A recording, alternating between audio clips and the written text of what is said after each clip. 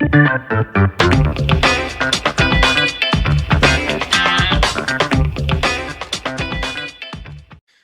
and welcome to another episode of the Real Estate Investing Club. I'm your host, Gabe Peterson, and this is the place investors go to gain actionable advice, learn about current market trends, and hear war stories from other professional investors out there in the field today. Before we get started, I have two quick housekeeping items for you.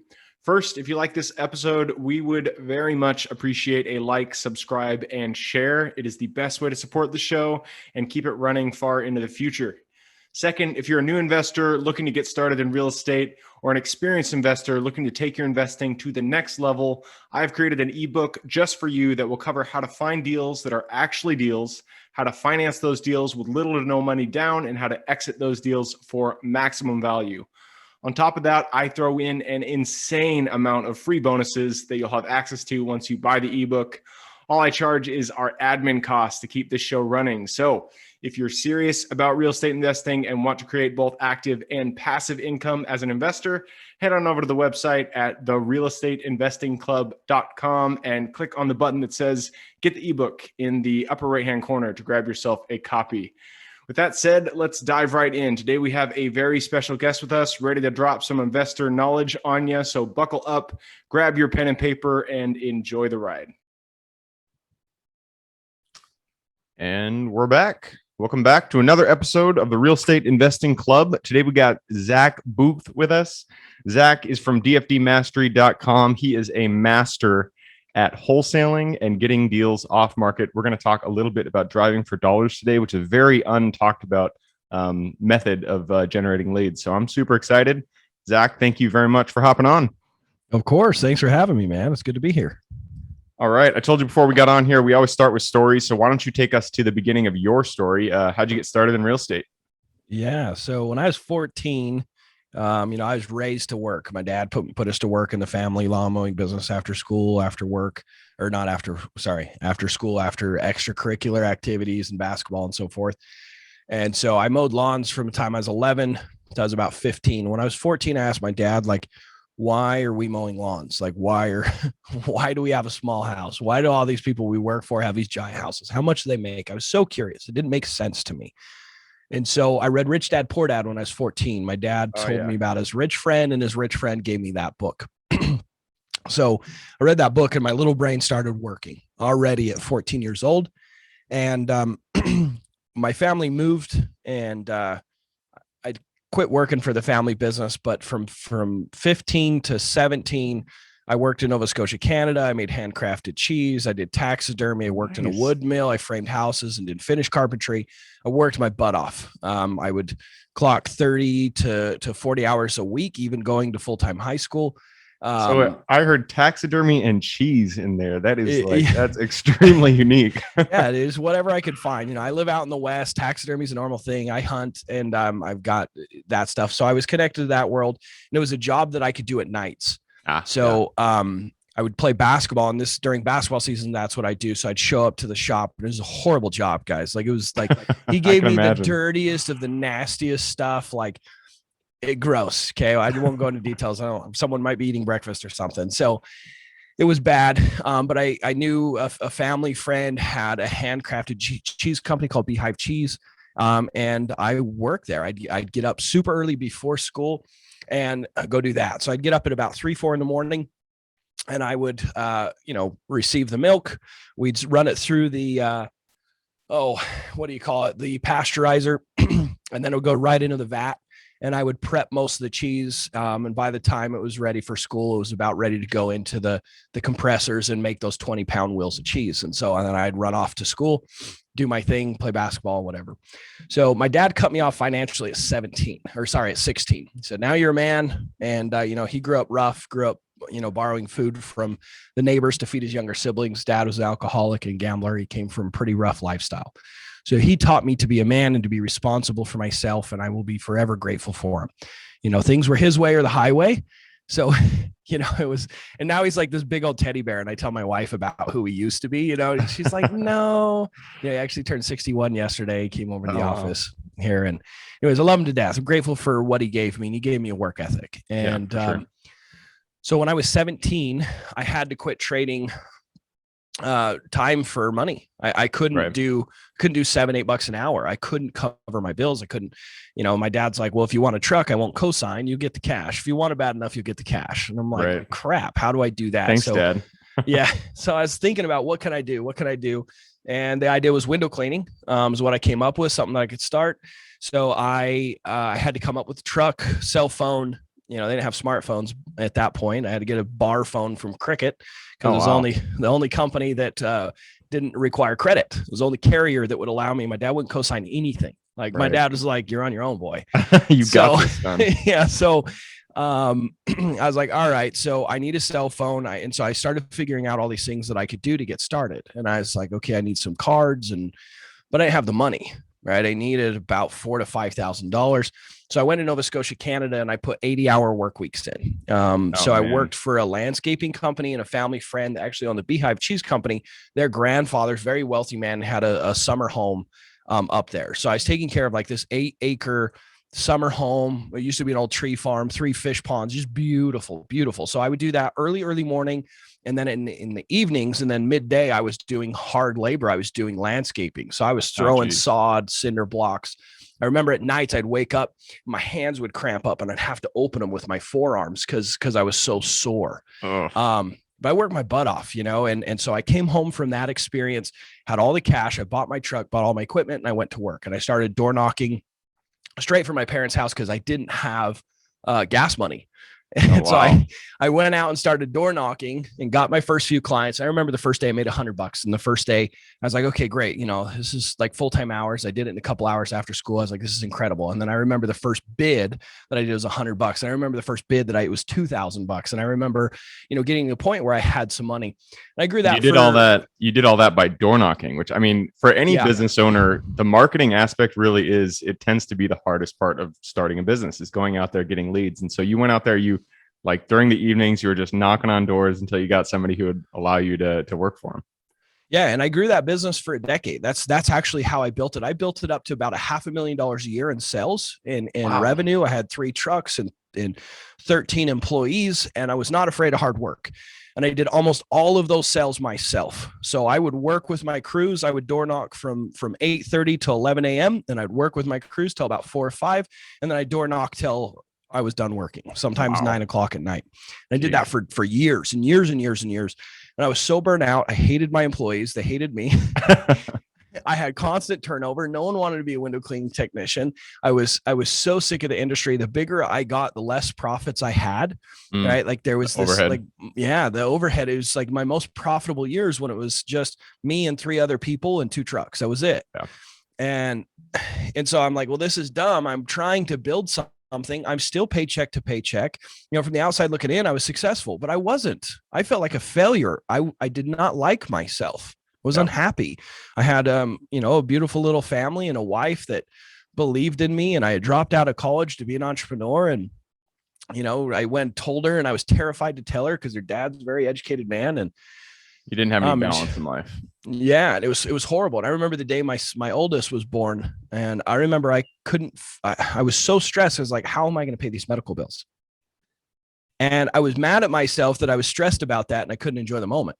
So I was stressed and I was mad because of money. Vicious circle. Yeah. And I felt sorry for myself, and it was horrible. And I knew I needed something different. And so the last couple of years of washing windows, from about 2012, I bought my first duplex, right? Oh, nice. And so I'd had some success. So real quick before you get into that, so how did you, you were running this business, you decided you were burned out, you couldn't do it anymore. What made you choose real estate? Like, was it Rich Dad Poor Dad, that specific book, or what made you think that real estate was totally Rich Dad Poor Dad? Nice. Totally Rich Dad Poor Dad, and my brain was thinking about that. Like, how do I get more for less? And I knew I needed to invest. Yep. And so I bought a little duplex when I was newly married, and we lived on one side and rented the other, right? House hacking. Yep. And my payment, I got it for like $55,000, dude. I stole the thing. It was after the banks that doesn't exist anymore. That's great. Yeah. The banks were unloading foreclosures, and I got it for $55,000. It was actually 60, but I got $5,000 grants. So I didn't have to put any money down, but it had standing water in the basement, termites. Like, it was a mess, but I had construction background. I'd framed houses, finished carpentry. I knew how to run a saw.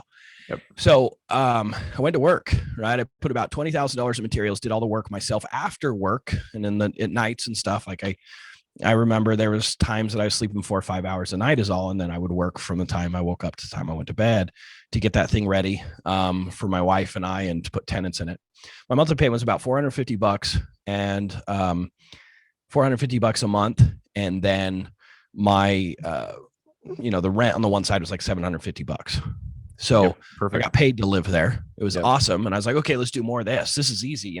I'm so smart. Look at me. And then reality hit when I tried to get another loan, and they wanted 25% down. And my debt to income ratio was an issue because I was trying to buy a property with no tenants, right? And a bigger property at a higher price point. And as prices kept going up, it became more and more of an issue for me.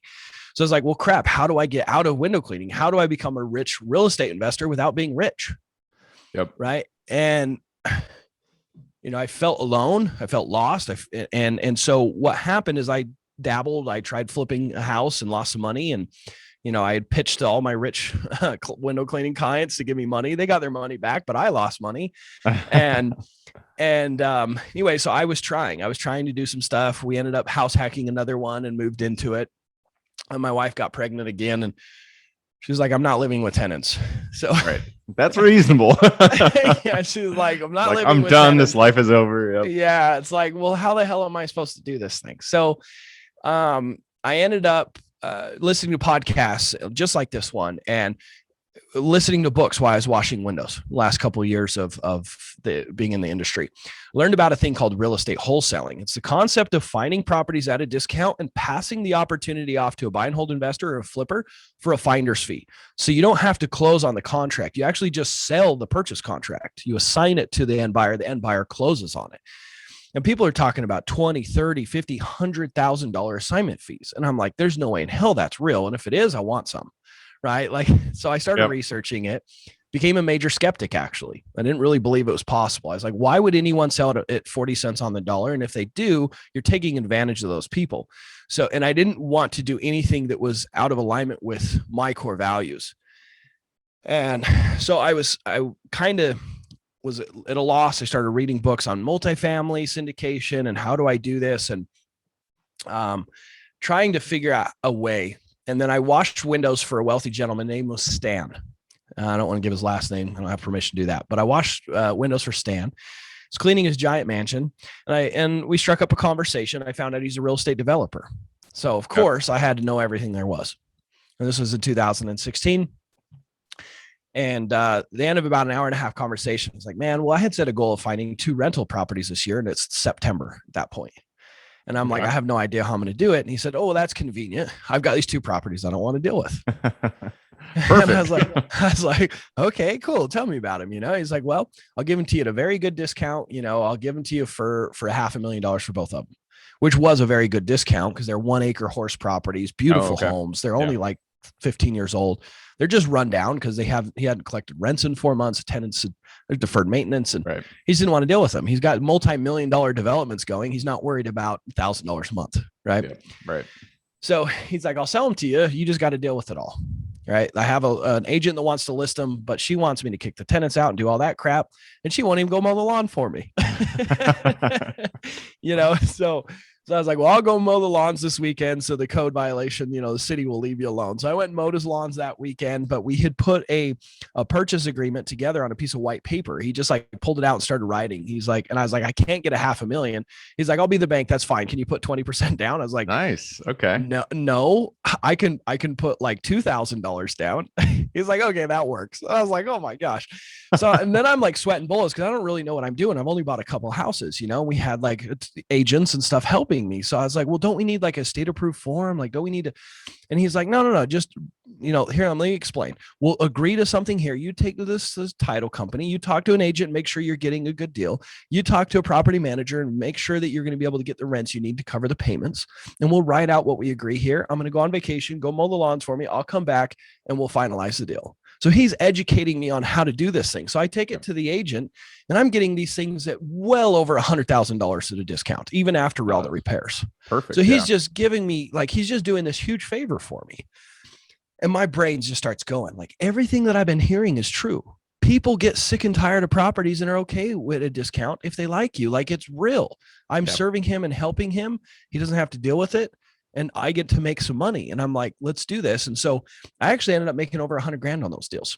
Nice. I put tenants in place with an option to buy, and they both exercised the right to buy the next year. I made over 130 grand when they cashed me out. And I was making like $800 a month, cash flow after all my expenses. So I was like, this is incredible. I need more of this. And that's when I was like, all right, I need a wholesaling coach. I need to know how to do this. I need to know how to consistently find these people that want speed and convenience over price. And if I can do that, like I can have cash flow. I can have lump sums of cash. And then more importantly is I can cherry pick the best deals. Yep. Yeah. And I always say, to anybody, even if your main goal isn't wholesaling is a great tool that any investor can use in their portfolio. I say every deal that comes across your desk, you need to do something with it. And wholesaling is just a tool that you can put in there and make it an active deal. So you got this deal, you sold them, you got this, 130,000, which is a great wholesaling fee, especially on single family houses. So after that point, what did you do to create an actual wholesaling business? Yeah. Well, I started looking for someone that could teach me. So for the longest time, I told myself I was stupid. So I just had to work really hard because I didn't do well in school.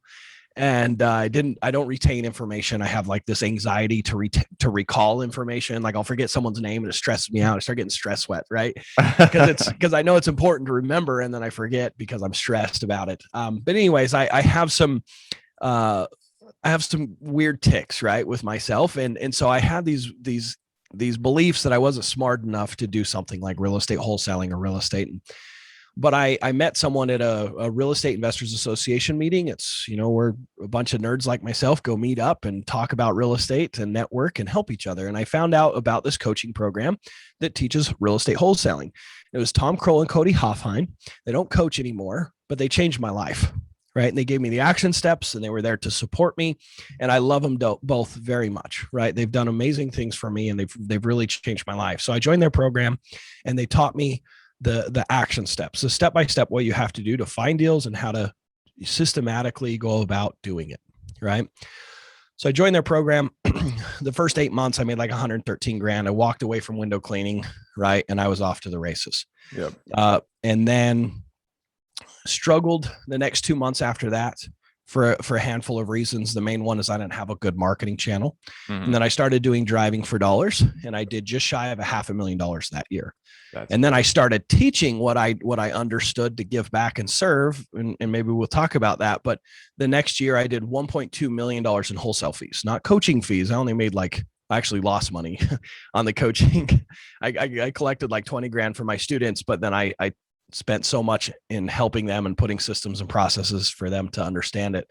But anyways, I did 1.2 million that next year.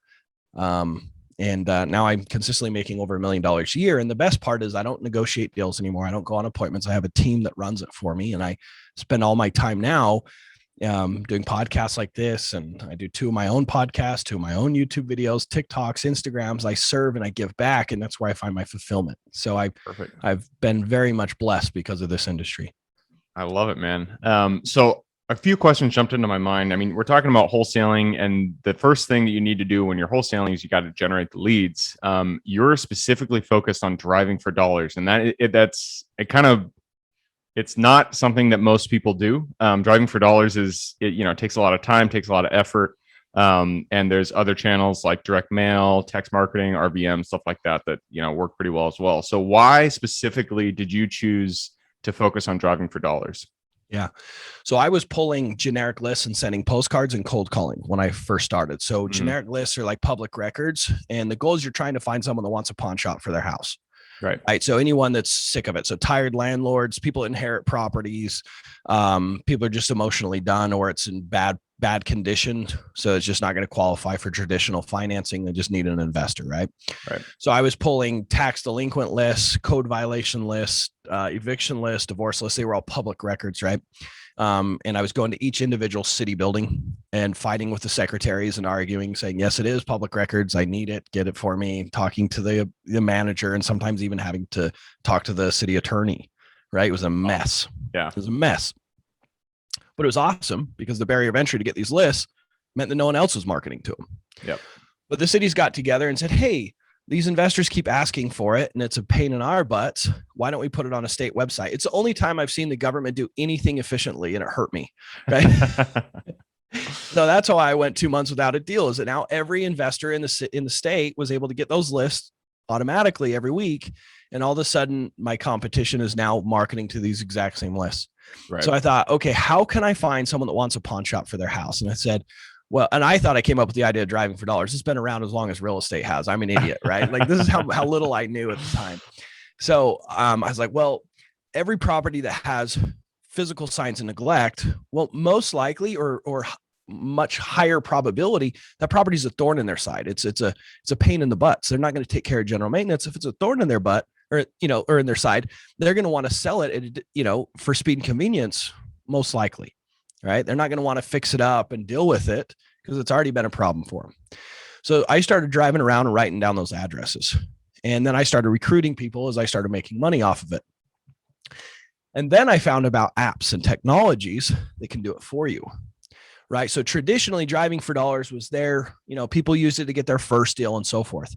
And now with some of the technologies, it can be done on a large scale. You can do over $1 million a year from just that marketing channel alone. Right? You can add over 100 properties every single hour of driving with this technology. So imagine you have a Google map, right? You have Google Maps open on your phone. And you're driving through and you go, oh, that house has physical signs of neglect. Oh, that one has a mattress on the front lawn. Oh, that one has a broken window and they just put duct tape instead. So you're looking for just any physical signs of neglect. And all you have to do is touch the house on Google Maps as you're driving through. So you got it open. You're like, oh, there's one, stop, pull over. Oh, there's one. So you can add 100 an hour easy in these, suburban areas. And it uploads all of their information in an Excel spreadsheet ready to go. So I get phone numbers to text message or cold call, their property address, the mailing address, is an owner occupied, corporate owned, all of the information I need. I have it immediately. And I can export that list and go to work, or right there within the app, you can do your marketing, right? The app I use called Deal Machine. You can use my discount code PIN to get a free trial.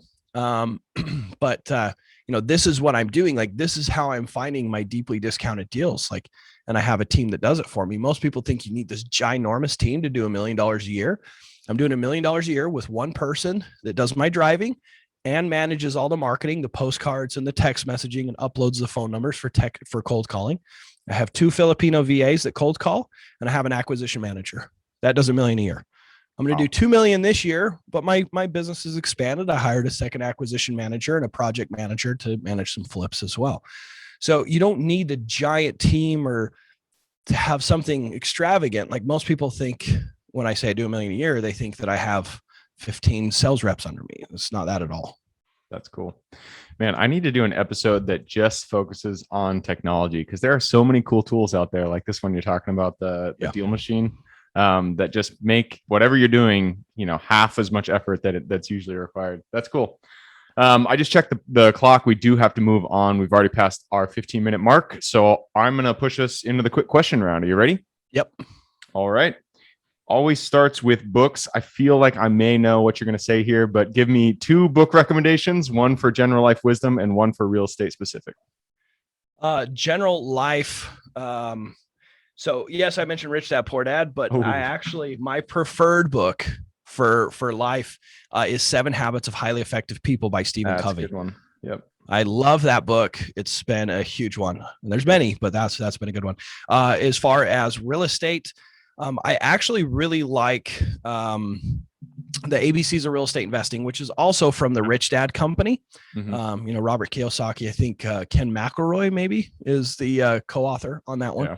But that's a good one for real estate and understanding how to evaluate commercial and rentals and that kind of stuff. Perfect.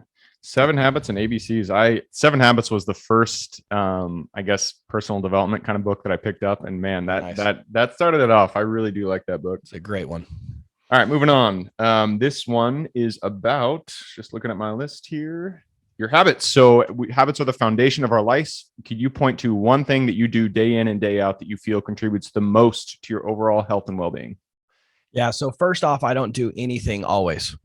All right. That's your habit. I really don't. So a lot of people are like, oh, the morning routine. It's like, nope, I don't. But what I do, and consistently, but not every single day, is I always have something I'm trying to accomplish. I'm very, very much goal oriented. I have like a direction and something I'm trying to achieve, whether that's personal or physical or, my relationship financially. And then I have my Google calendars that outlines everything that I have to do. And I live by that calendar. I block out date time. I block out play time, vacation time, and I live by that calendar. And then every time I have a free moment, I'm not sitting around. So I have a piece of paper. I'm old school. I don't do it on my computer or notes. You can do it wherever you want, but I put it on a piece of lined paper, and I have a little binder. And every time I have a thought that interrupts what my task is of like, hey, I need to get this done, I'll write it down on my paper. Every time I can't sleep at night because I'm stressed about something, I write all the stupid stuff that has to happen. Yep. And then I go through my list and I go, okay, who can I assign this to on my team? Can I hire someone to take this off my list? Who should be in charge of this? Because if I do everything, I won't ever accomplish anything. Yep. So that's the first thing I do. Then I look at it and I go, okay, what's going to move the needle towards my goals the most? If checking my emails on that list and making a sales call, right, to make a $50,000 contract happen on a piece of real estate, I'm not going to check my email. Yep. Right. I'm going to go in and just archive my entire email list and say, if it was important, they'll call me. Right. One way to do it. I do it. I actually do that all the time because it becomes overwhelming. Right. I have found that too many people, as I've coached people and helped people become successful, people say they work really hard, but they work on tasks that don't move the needle so they can feel good that they're working, but they're actually not working. The stuff that moves the needle is the most uncomfortable. It's the hardest stuff to do. It requires discipline. So that's something that I've done that really has pushed me forward in life, is I do the uncomfortable things and I have a list of all of the tasks and I do the most uncomfortable and the things that move the needle the most. Yeah, no, that really is a good piece of advice, because so many times thoughts will just come into your mind and they'll screw up what you're doing in the moment. You just got to get it out, put it somewhere so you don't forget it, but just making sure that it's out of your head. Yep. All right, moving on. This one is for your younger self. So if you could go back to the Zack who was, say, working in the taxidermy office, filling those animals, and go back to him, look him in the eye, give him one piece of advice moving forward. I would give the advice my uncle gave me, but I would kick it into myself because I didn't listen to my uncle.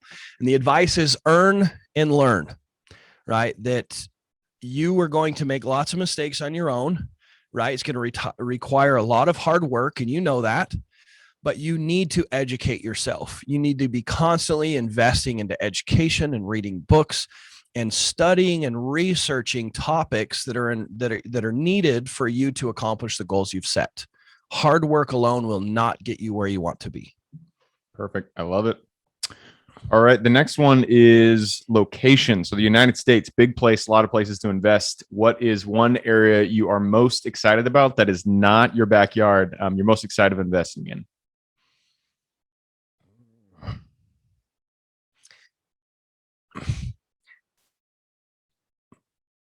So I believe that we create our opportunities, not the economy, not the location. Yeah. I think that we create the location. So that's how I'm going to answer that. Maybe that's not what you were looking for, but I really believe this can be done anywhere. And the grass may seem greener on the other side, but it's not. Yep. That is absolutely true. I would put a caveat on that there are metros that will get you lower returns than other metros. So I would say that location does matter to an extent, but you're right. It's the individual that really matters and the actions you're putting into it. Well, if you can get properties at 40 cents on the dollar, 30 cents on the dollar, you kind of have to be an idiot to lose money. Right. So you can be in the worst of the economic locations and get properties at 30 cents on the actual value. You close on them and boom, you just tripled your net worth. Yep. Right. So I'm more of a believer in getting really damn good at finding properties at a massive discount, and the rest will follow. Right. Our business is marketing and our product is real estate. Our business is not real estate. Right. No, absolutely. Everybody says that real estate is a marketing game, and I couldn't agree more. It's the hardest thing to find the property. That is the biggest, obstacle to overcome, is finding a good deal. Once you do that, the rest is not cakewalk, but it is not as hard. Yeah. Moving on to our last question. You've given us a lot of good advice, a lot of good things to think about. I'm sure people out there want to reach out, hear about driving for dollars. So what is the best way for people to reach out and get in contact with you? Yeah, so I actually did some free content. I know you guys don't really care about my success. What you care about is your success and how to get there. And I understand that. And I truly want to give back. I truly want to serve people. So I made a huge personal investment, a huge personal sacrifice. I sent my family down to Brazil. My wife's from Brazil, and they spent some time with her family. And I flew across the country. I flew to Tampa, and I had a goal of taking $1,000 and turning it into the average American income in just 40 days, which is $40,000. So I was going to show people how possible it was. I wanted to give that gift of confidence and belief that I got from meeting Stan in my story. Right. And so I was like, well, I want to inspire and encourage people, but if they don't believe it's possible, they'll never take action. So I took a film crew with me and show day by day exactly what I do and how I did it to get started from scratch. So I took $1,000. I did exactly what I teach my students. Sorry, I just hit my mic. Do exactly what I teach my students. And, I blew the goal out of the water. I was blown away. I was super grateful. It was an incredible experience, but I made $93,000 in wholesale fees in just 40 days. And I documented it day by day. So if you guys want to watch that, that's going to be probably the best thing that I can give you guys. You can follow me everywhere you want to. I'm on every social media platform, but dfdmastery.com/40 in 40 is where you can catch that content. Perfect. That is watching somebody actually do the thing that you are trying to do is the best form of education you can get. So I would encourage anybody who's interested in, learning a little bit more about wholesaling, check that out. It's dfdmastery.com/40 in 40. I will put that link in the show notes as well. So if you guys are interested, just click the little more in the description. It'll pop down the full description in there. You can see that link, or you can just remember it's not that hard. dfdmastery.com/40 in 40. Awesome, Zach. Well, that concludes it. Thank you very much for hopping on the show. Awesome. Thanks for having me. I appreciate it. Absolutely. And for everybody who's here with us today, thank you guys for showing up. You are the reason we do this. So if you guys have any questions whatsoever, reach out to me, Gabe at therealestateinvestingclub.com. Other than that, I hope you guys have a great week. Keep rocking real estate, and I look forward to seeing you on the next episode. Thank you for joining us for another episode of the Real Estate Investing Club. I hope you guys enjoyed the episode as much as I enjoyed putting it on, and we're able to pull some actionable advice that you can apply in your own investing today in the field. Before you go, we have a gift for you. If you're a new investor looking to get started or an established investor looking to take your investing to the next level, I've created an ebook just for you, available on our website. This ebook will cover how I was able to create both active and passive income in real estate with very little money to start with. In it, I will address the 3 most often cited obstacles new and veteran investors run into by showing you how to find deals that are actually deals, how to finance a deal with little to no money down, and how to exit those deals for maximum value. And if you get the ebook today, I am throwing in a bundle of bonuses, 7 of them to be exact. The first one will be the off-market lead generation blueprint, which will take you through the exact systems and processes we use to generate off-market leads like clockwork, which is the most important skill when it comes to creating wealth in real estate. The second bonus is the A to Z REI systems and vendors guide, which will allow you to peek under the hood of our business and see the exact tools, systems, and even the vendors we use to see the success that we do. And the third bonus is the top 100 best performing keywords pack, which will give you the exact keywords we use to target motivated sellers online using PPC ads. The fourth bonus is our contracts bundle for wholesaling and renting real estate, which will give you access to all the contracts we use in the field to execute all different types of transactions. After that is the Investors Quick Analysis Calculator and Offer Tool, which will allow you to quickly calculate whether a deal is an actual deal and will allow you to create an offer automatically from those calculations. This is a lot of bonuses that I said. I'm just going to keep going down the list. Number 6 is the Investors Daily Success Tracker, which is a tracker you can use to ensure you are taking the right actions day in and day out to reach your financial goals in real estate. And the last bonus is the Wholesalers Template for Quick Assignment Cash, which will give you the templates we use to present our wholesale deals professionally and efficiently to our buyers. Whew, that is a bundle. So it's a mouthful. You get all of those bonuses for free when you download the ebook. All we charge is the admin cost to run the show. So if you're interested in the ebook and the bonus bundle, head on over to the website at therealestateinvestingclub.com. Click on Get the Ebook Bundle at the top of the page to take advantage of that deal.